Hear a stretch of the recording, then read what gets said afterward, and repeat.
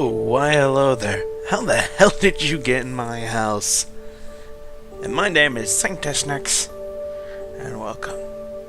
Today I've got a bit some special. I thought of it 10 minutes ago, so I'm making a video on it. As you may not know, down in my most popular videos, that's it. My most popular video is a charcoal farm for Tekkit. Made it in last June, so I'm a few months away from it being a year old. I'm gonna take that knowledge and reapply it into a Let's Build. We're gonna make a super awesome, full-scale power system for this, and it's gonna be crazy. But first off, we need to see how big this is gonna be. We're gonna make a full-size planter harvester combo. I think I'll even go one third further. I'll double up the harvester system so there's twice the... No, don't need twice the speed. That's really kind of pointless. But I'm going into this blind, and we're going to be exploring together, and it's going to be fantastic. I'm going to need an energy cell to get a... Actually, let's get a creative just for this initial thing. We'll need saplings. And for this one, we're not using oak as before, but it's for the same reason. Previously, when I suggested this, we were using the oak because it produced apples, giving you a little bit of supply of food as well. However, we're going to use apple saplings, which yield much higher quantities of apples. Let's go some of these. Bam. Let's go ahead and find our center point. This place is as good as any.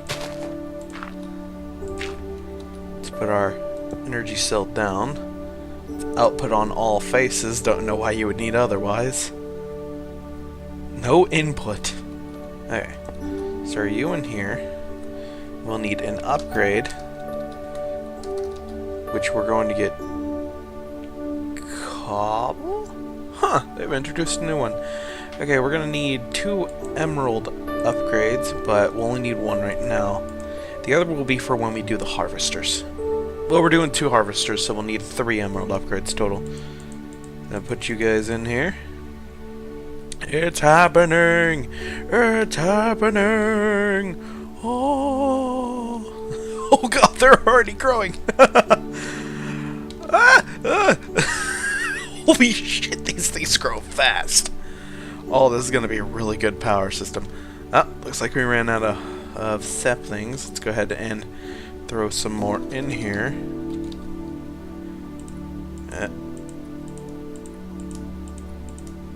Also, me needing to know the size will help me to dig my tunnel underneath. The access tunnel, actually get up under this.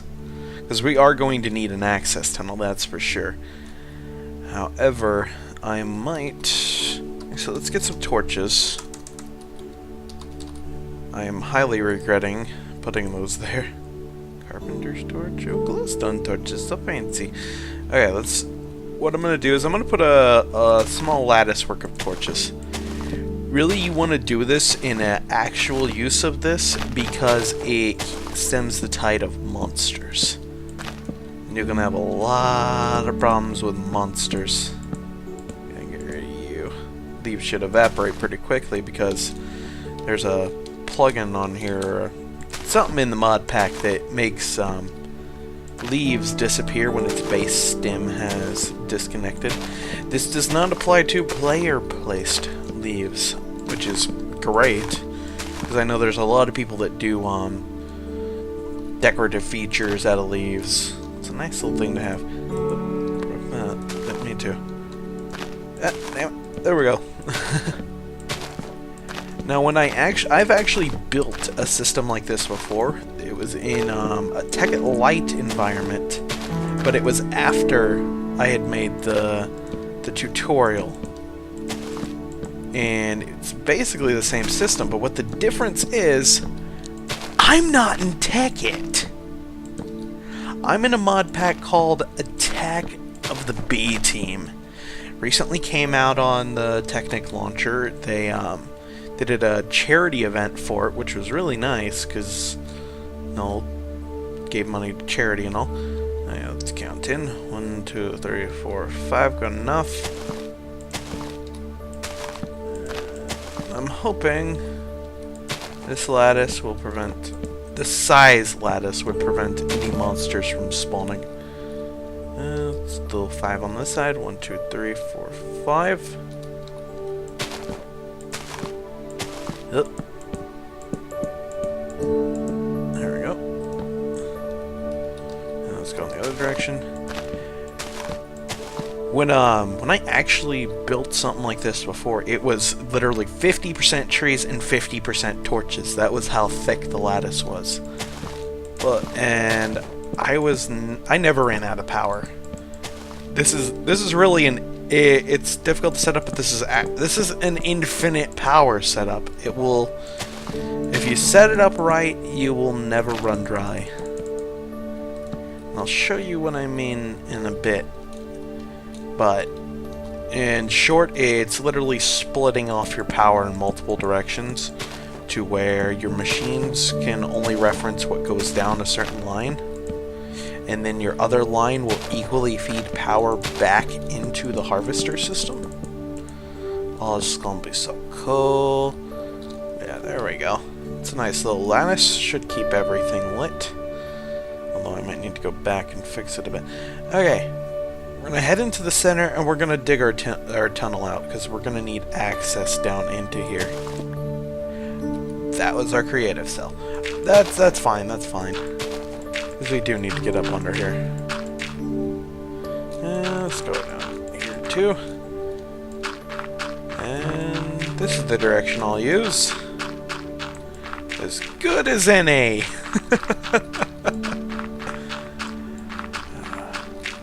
Now, I know item ducts can have a bit of filtering on them by putting I think a pneumatic servo on it. But the question is, how well does that filtering work? Because I'm curious if I can do item filtering. If not, there is another method, but it's more complicated. Aha, I was nearly perfect. Let's go ahead and make this just a little stair so we can get out of here. Put her one over on this side too. There we go. That gives us access down here. We can go ahead and plug up this howl.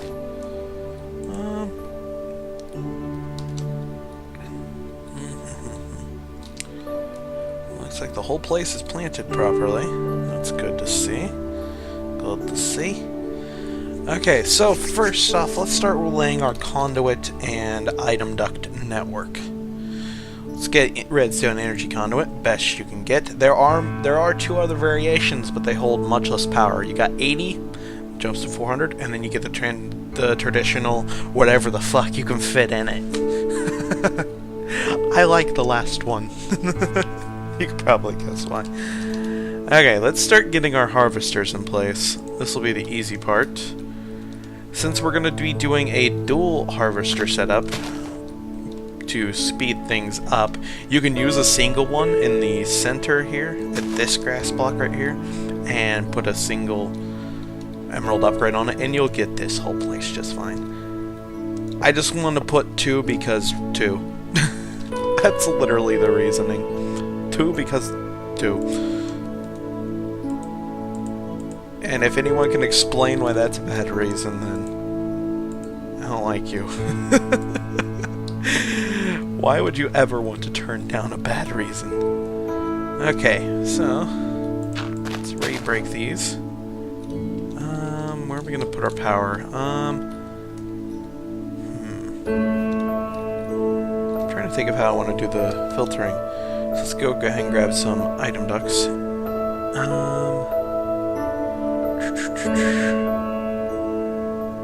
Here we go. Impulse item ducts is what we want. You can use regular item ducts or even opaque item ducts. There are 4 different ones total, and they all work. Let's see. We will need a crescent hammer too. It's making me do work. Another good thing is all the sides are configurable now. It's nice. Alright, let's go ahead and start getting our piping down here. As you can probably guess, this is the line we'll be feeding our saplings back into the thing.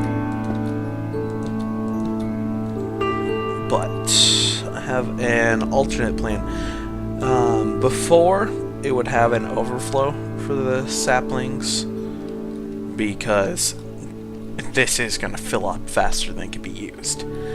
But since we're going to be using this thing for power, I'm thinking I can put a couple of steam engines on here and have them eat up the excess. Seems good to me. They'll get put to use. There, those are all connected to the same network, and then I just need to tap power into that, and all three of those will get power. The question is, how do I want to do this down here? Let's go ahead and make ourselves a little bit more room, because we will need it. We're going to need a water source for this, so let's go just a smidge more room. Hold on, let me get some torches. I'm going to need... Oh yeah, I have some. I'm going to need it. I completely forgot I had those. There we go, nice and bright, everyone can see, everyone's happy. Okay, grab myself an aqueous accumulator. These things are amazing for generating water. And we're just gonna need one of these suckers. I'll need some water to give it, of course.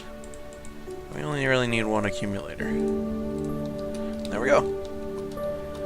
Now, let's get some steam dynamos. What I'm going to do is, any excess saplings we have are basically going to feed into this engine right here. Or actually, I could probably bring them over here.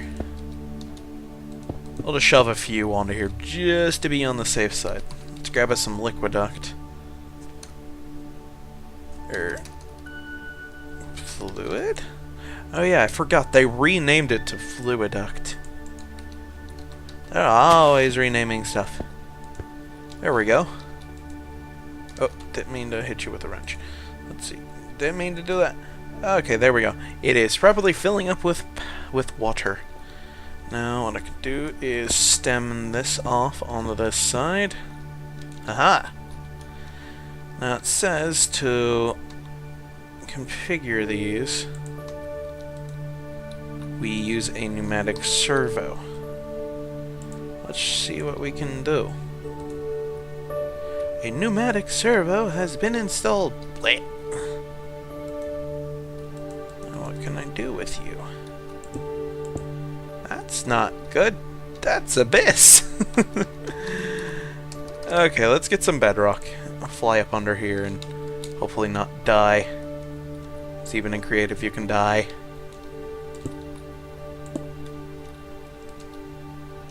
Nope, we can't do that. We'll just have to be very fucking careful. Here, I'll just build another way around on this side.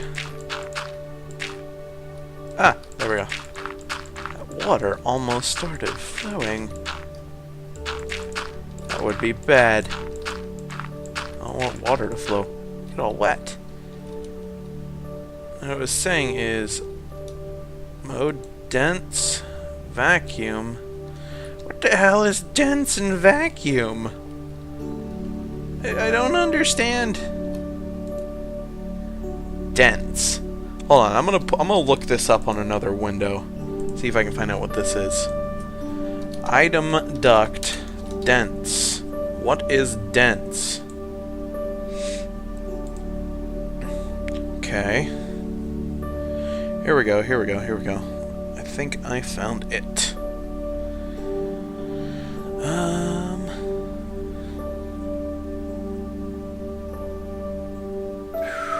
Pulling it up. Control F, dense.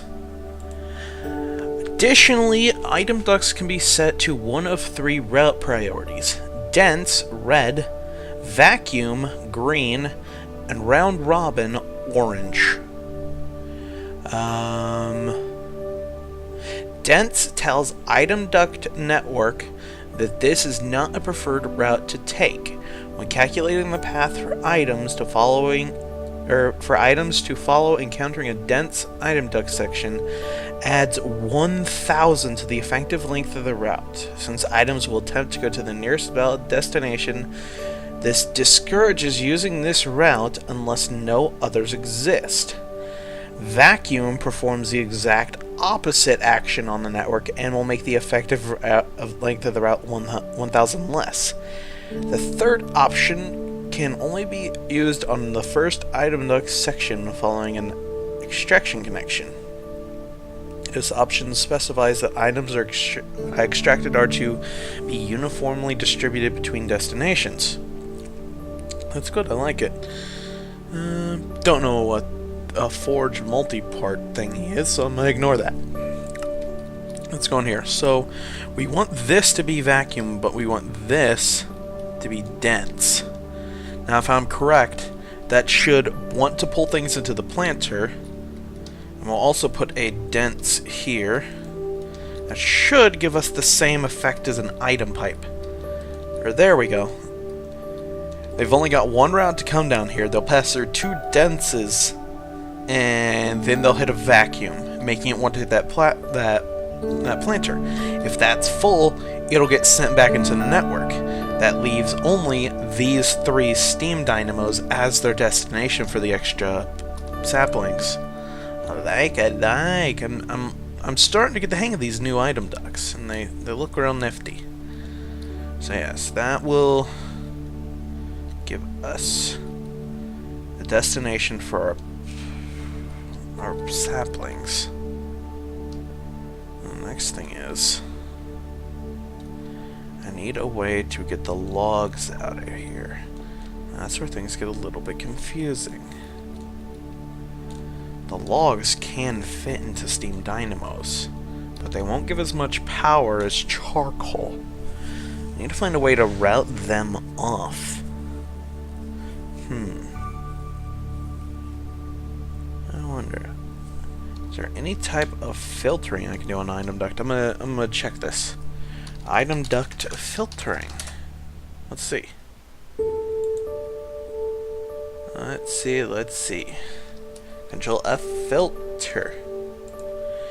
Item ducts move items from one inventory or machine to another. They are able to selectively filter items to extract, as well as filter items entering a destination. Let's see.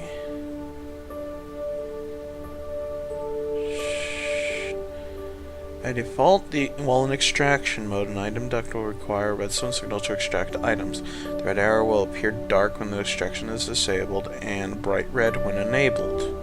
The default behavior can be changed via the filter GUI. We get a GUI! I want a GUI. I'll need to, I think, to click it with an open hand. No, dense vacuum. Round robin? I can't click it. No.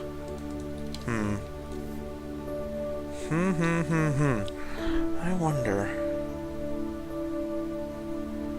I'm thinking. What would happen if a apple sapling got put into a furnace? Let's figure that out. Because this is really what I'm confused about. So we've got power. Let's get a furnace. I am riddled with typos today. Let's see, we get a sapling. What happens if I put you in here? What are you cooking into? What are you cooking into? Wood ash. Now, what would happen if I put wood ash into a steam dynamo? Can I use it for power? That's the main thing. No. This is tricky.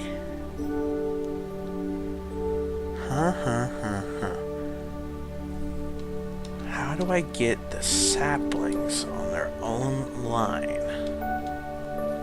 This is gonna be tricky.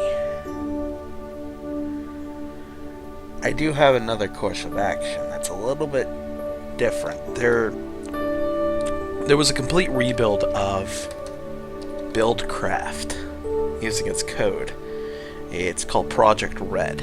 It's also included Red Power. Well, no, I don't think it includes Buildcraft. No, these replaced pneumatic tubes. There we go.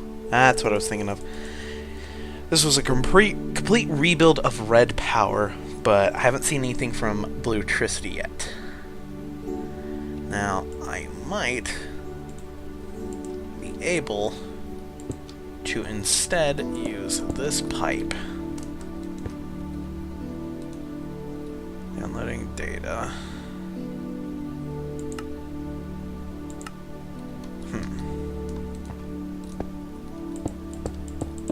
And try this. Now, if I'm correct, this should be able to make our system like I'm thinking of, emulating Buildcraft from before.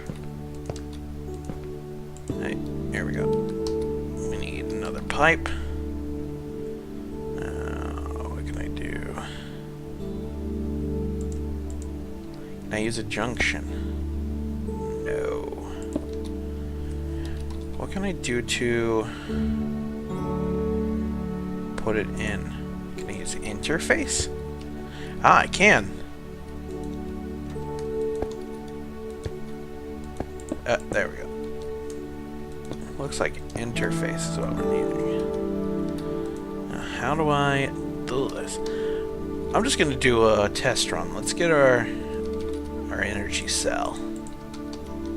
Let's slap one on the harvesters. I'll put it on one harvester. And the moment its ping hits a tree, it'll start just chopping away. It's got power. Oh no, I hope it can reference these. It might not be able to see these apple trees. I really hope that's not it's oak wood, it should see it.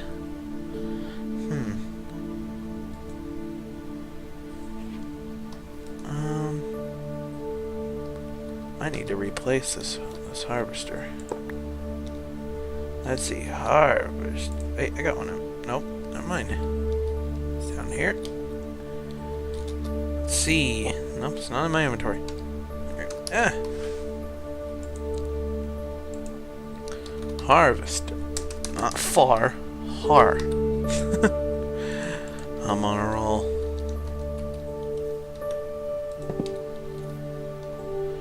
Get our upgrade in there. Still not ticking. Why are you not ticking? These are red. It's not interfacing. Okay. Interface. Will you turn green? No.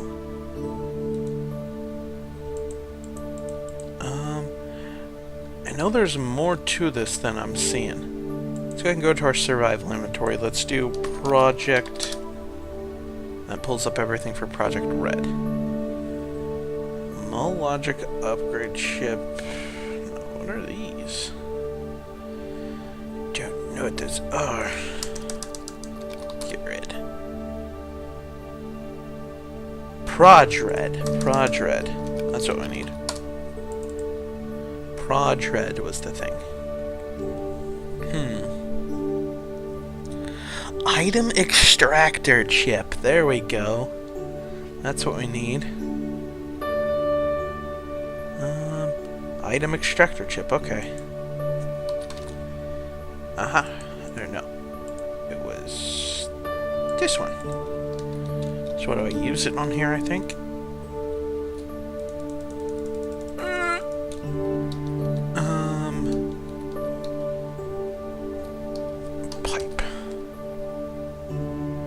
Added request pipe. I think this is what it was.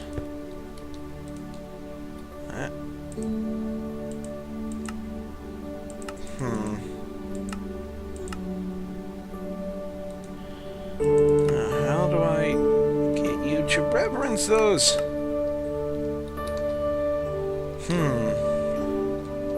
Now, this is really, really tricky. how do I get you to talk to MFR?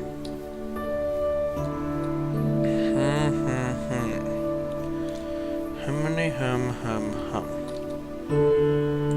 Let's see. Sampling.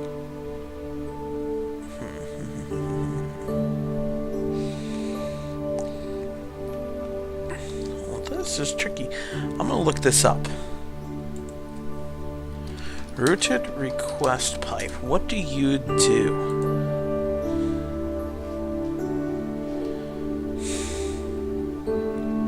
Now it's giving me logistics pipes. Hold on. Project Red. There we go. Project Red tutorial for dummies, yeah? That's what I need right now. Pipe. Project Red Wiki. Here we go. Basic pipe.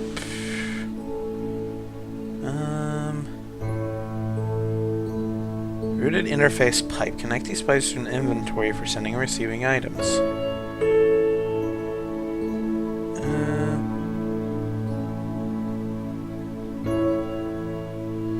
Rooted request pipe. Ah, so I think I got this backwards. There is... No, here we go. Interface. Maybe a rooted extension. That might be what I need. And then bam. Huh? Is this it? Is this it?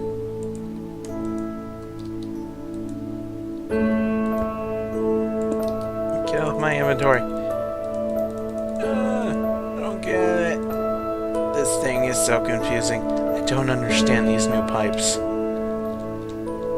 It's probably once you understand them, they make perfect sense, but... let's see. Rooted interface pipe. Let's pull up the full page for it. Interface pipes are used to interact with adjacent blocks with inventories. Their function differs greatly depending on what chips are placed into them, so we can place chips into rooted interface pipes. I'm gonna put you in there. Let's see. Interface pipes can only connect to one inventory each. But then the connected inventory is indicated by yellow stripes at the end of the red part of the pipe. This can be changed using a screwdriver. We might have to go underneath then.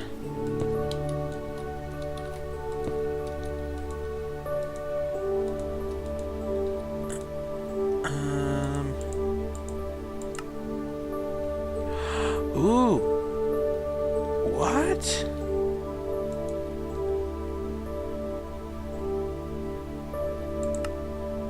Extraction is not simulated. What? Does that mean I can use just the regular pipe? Orientation extraction is simulated from the top. Can I get that? Filter mode. I want logs. You've got power, but I don't think you have trees you can reference. Let's try swapping out his thing in front of him to oak. You might just have the wrong tree right here. Oh god, it went haywire! They're going haywire! They're going haywire!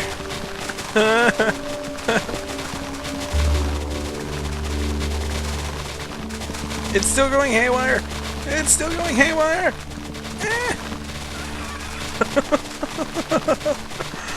Oh my gosh, I might have to use a chest as a buffer. That might save me a lot of trouble too. Ah, you're not even facing the right way. There we go. You're facing the right way. Oh gosh, it's just ripping through this now. I know the system works, but damn.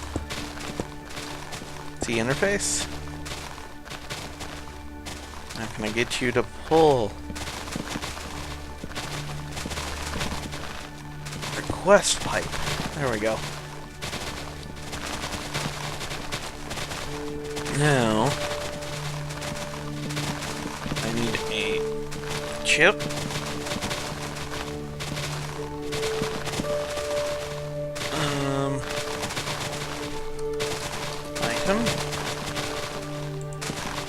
Item extractor chip. Can I get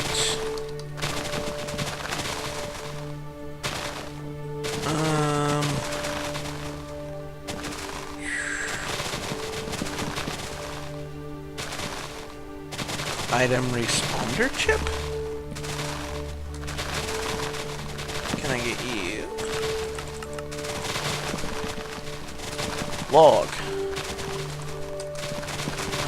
What's the item ID for a log? Wood? Oak wood, 17. See, 17. I don't see a damn thing. I don't understand this. At least everything went into a chest where I can start getting stuff from.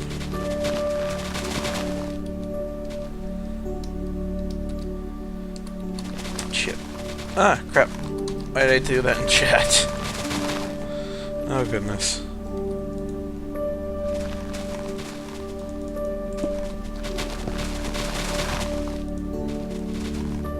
Now, why is that red? At the end of the red part of the pipe. How do I pull items out? Attached to an inventory you want to pull items into. Now I did that. Oh my gosh.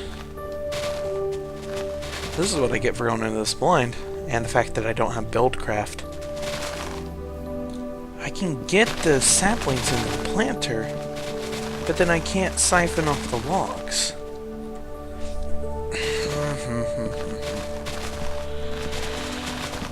How would I do this?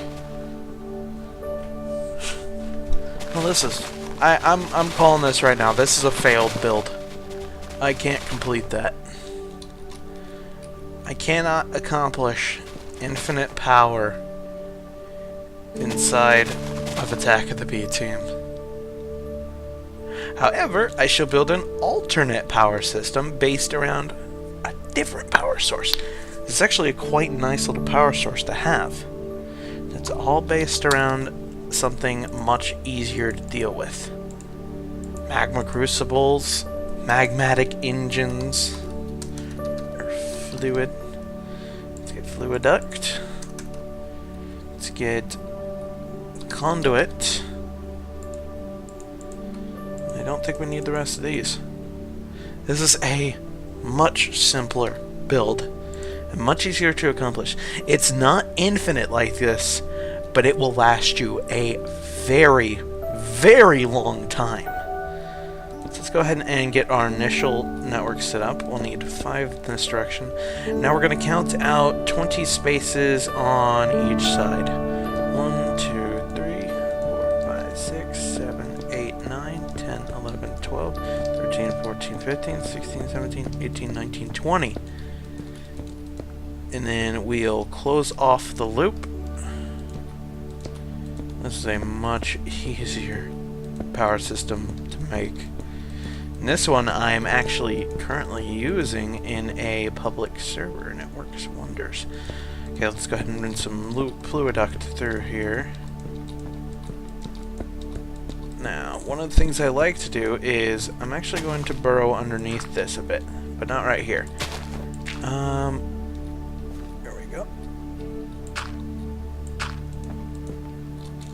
Need that right there. That's coming up right here. This is going to be where our input is for our lava. And there's a very specific reason I have it going underneath. And you'll see shortly once I get these engines into place. Since we made both sides 20 long, this is 40 engines. They won't be running at full efficiency, but at the same time, you will pretty much you'll be having very long stretches of time before you have to go to refuel this. Okay, now we're going to need a tank. For this one, we're going to use a resonant tank, because it can hold 64 buckets. This is going to act as our buffer, where extra lava can be stored that doesn't fit into the engines. This is where it gets easier. We're going to come off this direction, and we're going to go like this. We're going to leave 4 slots. This will be the first, 2, 3, and 4.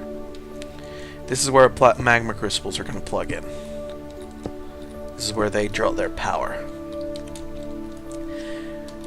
What it's going to be is netherrack will be melted down into lava. So effectively, a stack of netherrack is 64 buckets of lava. And there's a reason I'm using specifically netherrack. You would think any block can be used and melted down to a block of lava. However, netherrack's a little bit different. Normally, if you melt down cobblestone into lava, the amount of power you can get out of that bucket of lava is the same amount of power it would be required to melt down cobblestone into that bucket in the first place. However, netherrack requires considerably less power. So, you're effectively generating power from netherrack. And this is a very easy system to refill. You take an empty inventory, go to the nether with a hammer, and oh, your inventory can just skyrocket full of netherrack. And you can build there's actually going to be a queue system on here that you'll see in a bit, and it'll show you that you can do quite a bit with this. Also, we're going to throw an energy cell onto here just so there's somewhere to store power. Because this is a power system. Don't get me wrong, this is a power system. You will get power. Okay, we're going to turn the left side to output, and we're going to turn off the other sides. So that leaves input on the right and output on the left. This holds 50 million redstone force. That was quite nice. Okay, so now let's go ahead and get a grass block, fill that hole back in. No longer need this and this. Let's go ahead and put us some queues on here, which will be in the form of hoppers. Now you can put as many hoppers on here as you want. In my personal build, I have 2 hoppers on each. But for this one, we're going to go ahead and put 4. Because this is a higher output system, because it's scaled up. Right now, mine's about half this size, but it's got room for the other engines. It's just an empty space there at the moment. It's a nice little place. Has a lot of power. Okay, so we're going to need an initial injection of lava to get these working. What the hell are these?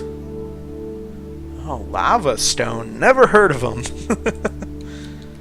Alright, let's go ahead and shove some buckets in there. I can't fill it. They're draining me faster than I can fill.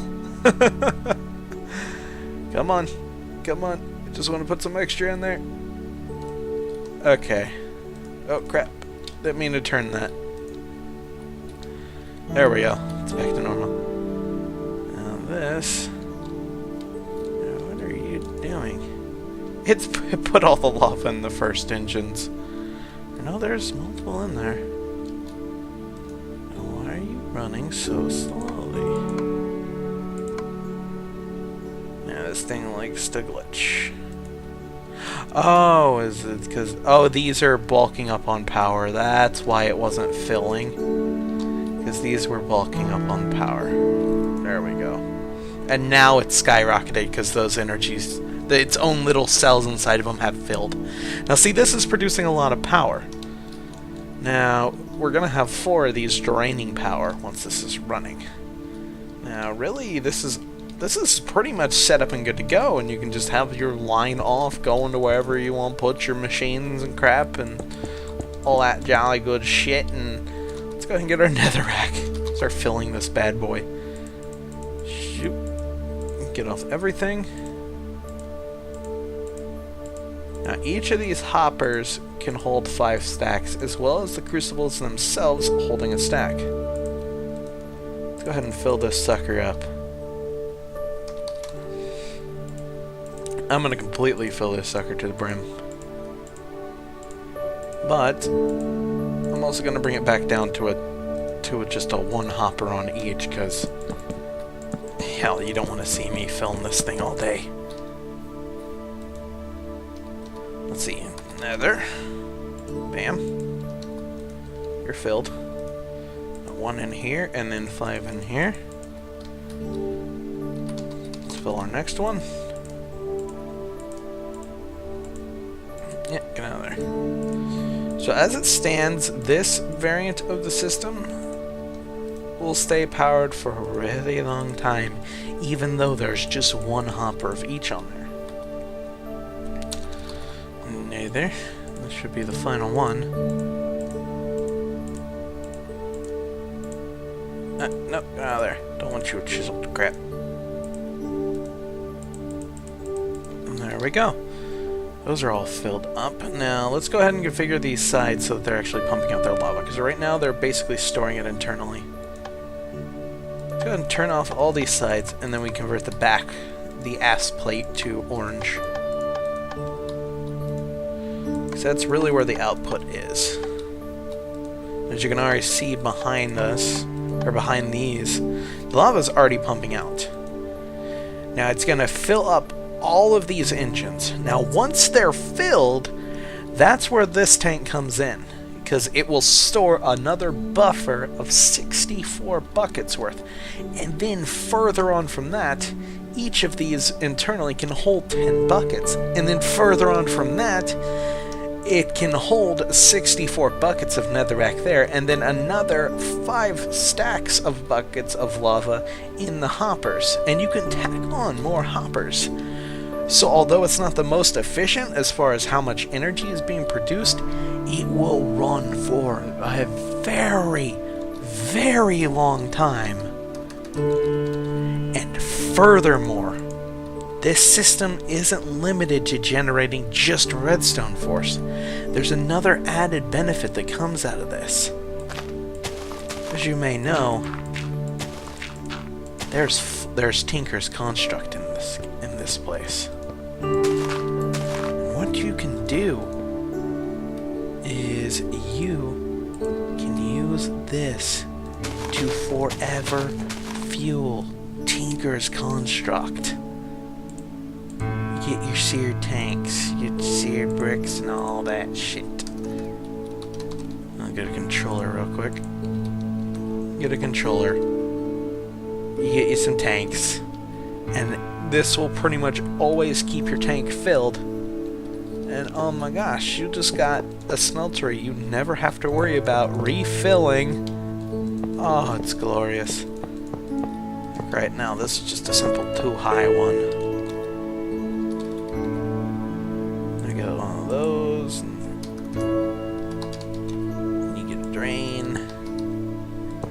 There we go. Gotta make it right. If I'm making something, I gotta make it right. And we'll just shove a little basin on there, and bam! This smeltery will never run out. Although I gotta replace this. And I'll check. Oh, I didn't do the bottom. There we go. No wonder it wasn't registering. Bam! Now it's running. Smeltery! It's running. It'll never run out of power. It's beautiful. You'll never run out of this shit because it'll be fuel for a really long time. Oh my gosh. I love this thing. This thing is just a thing of beauty. Alright, now it's still working out this stuff. However, I know 4 of these can handle 20 inches just fine. I might have to put more, you might have to jack this up to 8 to keep up with all of these. So, for right now, I'm suggesting 8 magma crucibles to power 40 magmatic engines. Because at my personal setup, it's 4 crucibles and 20 engines. And it's never run out of lava. And once it maxes out on lava, the smelteries will actually slow down the engine, because the engines will slow down when they max out on power, because they have nothing to put it to. Here we go. This is the rate the power is going up right now, with 4 crucibles drawing from it. So it's going up quite decently. It's not the fastest, but damn, it's gonna go for a long time. And I don't really know anything yet that can draw power that fast from that. I think that's all for this little let's build of power systems. Yes. If you like this video, hit that like button. If you have any comments, put them below, because I do read them. If you want to stay up to date on the channel, there's a Twitter feed. There's a link to it on the channel landing. It's got a little blue Tweety bird thingamajigger. Probably turn into a chicken sandwich or something. And I will see you guys next time.